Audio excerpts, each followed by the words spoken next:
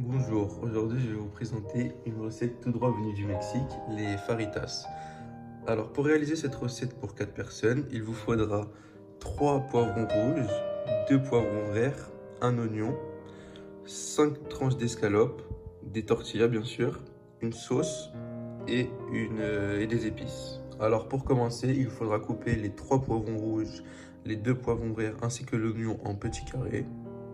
Je vais le faire, on va se retrouver une fois que ce sera terminé. Donc voilà, maintenant que les poivrons sont découpés ainsi que l'oignon, nous allons passer à découper les tranches d'escalope en petits carrés.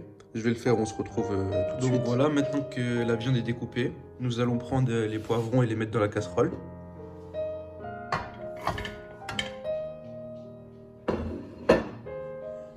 Poivrons rouges.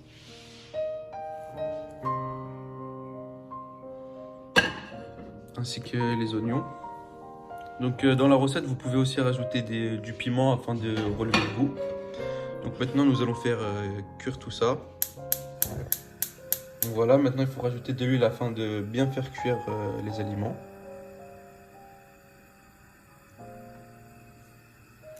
Voilà, et laisser cuire pendant à peu près 20 minutes et bien mélanger le tout pour que tous les aliments soient bien cuits. Voilà, maintenant que les poivrons sont bien cuits ainsi que les oignons, nous allons passer à la cuisson de la viande dans une autre poêle, ce qui est très important car après nous allons pouvoir les mélanger ensemble. Donc nous allons faire cuire la viande et après rajouter les épices afin de rajouter du goût.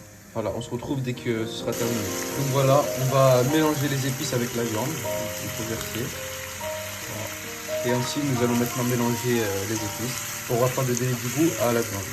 Voilà, on se retrouve dès que ce sera bien. Donc voilà, maintenant que la viande est bien cuite, nous allons la mélanger avec les poivrons et les oignons. Donc voilà, maintenant il suffit de mélanger le tout et de rajouter la sauce faritas. Voilà, une fois la sauce versée maintenant, il suffit juste de bien mélanger et la recette sera prête. Donc voilà, maintenant que tout ça est bien cuit, il nous suffit de prendre une crêpe ici et de la faire chauffer 15 secondes au préalable au micro-ondes et ainsi de verser la recette. Donc voilà, maintenant on va plier la crêpe, mais si vous voulez, vous pouvez aussi rajouter du riz en accompagnement. Donc voilà, maintenant la crêpe pliée, il vous reste juste à déguster. Bon appétit!